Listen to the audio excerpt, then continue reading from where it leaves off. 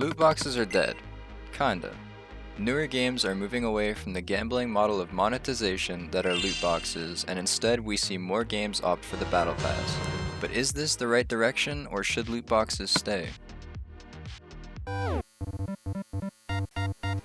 Loot boxes can be bought or earned through playing a particular video game, and when opened will usually contain a random player's cosmetics, characters, weapons, or items, usually placed within a certain rarity. Video game transactions, more importantly loot boxes, were first believed to be seen in the Japanese version of MapleStory in 2004, where you would purchase gachapon tickets for 100 yen and was modeled after real-life gachapon machines, basically vending machines that would dispense random capsule toys. Another company to refine and see success from loot boxes was ZT Online, published in 2007, with a noticeable profit of over 15 million USD reported monthly over the year. Asian games like ZT Online introduced loot boxes as a means to assure monetization from a game that they would otherwise not receive revenue from the base sale. The loot box system would turn out to be a very profitable scheme for these companies, and would get the attention of Western game studios that wanted to benefit from the profitability as well. Western game studios first started to incorporate loot boxes to mobile games, but it wouldn't start infecting larger games and game studios until one of the largest Western companies picked up this monetization model. And in 2008, EA, the company behind everyone's favorite sports games, would release FIFA 2009 and add their own version of the loot box in the form of Ultimate Team packs. However, EA's loot box system would be frowned upon, as it was also pay to win, meaning you could spend money in order to obtain in-game items to give you an advantage over other players. Specifically with FIFA, the more packs you opened, the better players you would get from the packs, making your team better and games easier to win. But that wouldn't stop EA, as they would later implement this exact system into their other sports game series. And over the next several years, EA grew from a $5 billion company in 2008 to $48 billion in 2018. And would encourage other companies to hop on the loot box train. The next company to hop on the train early was Valve, and in September 2010, with the release of Team Fortress 2, they added their own loot box system.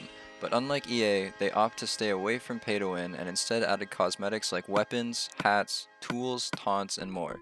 By adding strictly cosmetics, players wouldn't get an advantage over others, and it still allows Valve to rack in the big bucks without as much backlash. But still, unfortunately, these crates were locked behind a paywall in the form of keys that players would need to buy in order to unlock a crate. This was also due to Valve incorporating their own marketplace where players can trade and buy in-game items for and with real-world money. This would later be popularized with the ARMS Deal CSGO update in 2013. And it was also around this time when loot boxes started appearing everywhere.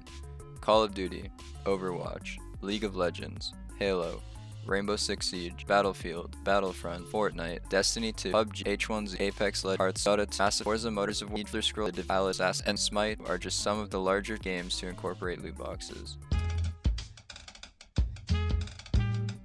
At this point, it seemed like every game company was rushing to implement loot boxes to their games with one main goal: to make as much money as possible, even if it meant knowingly making their loot boxes as addictive as possible, exploiting players, and setting absolutely no age or spending limits. Many players have found themselves spending huge amounts, more than the game costed, and even stories of teens spending upwards of $10,000 on strictly loot boxes and other cosmetics. With the discussion and criticism regarding loot boxes, it wouldn't take long for non-gamers to take notice of this fishy system. Star Wars Battlefront 2 released in 2017, and this would be the final straw that led to the first major hit to loot boxes. Criticism of EA's newest loot box system led to mass discussions not only amongst gamers, but also among various government levels, and made people question the legality of these systems and how bad they really were. Because of their use of random chance using real-world funds, games using loot boxes may be considered a type of gambling. While gambling laws vary in every country, games with loot box systems would become subject to regulation and downright banned in certain Asian countries, and Western loot boxes would be put under heavy consideration. This would also prompt Western game companies to remove their loot box systems or change how they worked to make them follow under proper law and render them no longer gambling. Games like Rocket League removed loot boxes altogether, Destiny 2 removed paid loot boxes, and many other games would follow suit. But there was something coming, something that would put the falling loot box system on life support, and this nuke came in the form of Epic Games' new Fortnite Battle Pass. With this new Battle Pass system, players could get in-game rewards such as skins or sprays that were divided into tiers, with each containing a new reward. By playing the game, players can level up their Battle Pass tier and receive more rewards. Many games offer both a free and purchasable Battle Pass, with the free version only containing limited and less eye-catching rewards. And with the insane popularity of Fortnite's Battle Royale, we started seeing more variations of the Battle Pass and the rise of a new superior monetization system. Even the company who revolutionized loot boxes, Call of Duty, ditched their loot crates in 2019 for the same Battle Pass system. Loot boxes are slowly fading away, and most companies are choosing not to add loot boxes in their new releases, and instead we are seeing more large titles releasing their own versions of Fortnite's massively successful Battle Pass. But Battle Passes aren't all sunshines and rainbows, and not everyone prefers them. One of the newest signs of this is with Activision Blizzard's new Overwatch 2, where their iconic loot boxes were swapped out for a Battle Pass and item shop. Players have become so disappointed with the change to their free-to-play model and addition of Battle Pass system that some players, including myself, would prefer the old loot box system. Unlike most loot boxes, Overwatch's original crate weren't paid to win or even open, and rewarded players for simply playing the game and winning matches, making loot boxes accessible for free, and the more you played, the more loot boxes you could earn.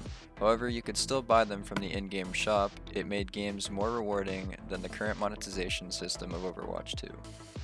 It also seems that many Overwatch players are requesting that Blizzard brings back loot boxes and instead not provide a way to buy them, rather be earned from daily challenges or rewarded through Battle Pass tiers like Rocket League has done. However, not everyone wants loot boxes to come back, as the loot boxes were still manipulative and often contained limited time loot to provide an incentive to spend money, and overall, Battle Passes tend to be cheaper and you know what you're getting.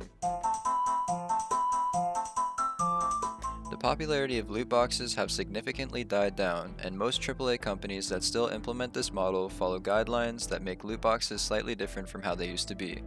However, it is still a main method of monetization and still is seen in some games, but with its huge profits still prevalent in gaming to this day, it seems almost impossible to see them be gone for good. So maybe loot boxes themselves may stay a part of video games forever. But the old practices of making loot boxes as addictive as possible, exploiting players, and setting absolutely no limits are on their way out, and Battle Passes are taking over. Whether you prefer loot boxes or Battle Passes, they're both just another monetization method used to fill the pockets of video game companies. And that's the end of the video. Consider subscribing and leaving a like. Don't forget to turn notifications on to be notified of our future uploads. This has been Game Files. See you in the next video. Peace out or something.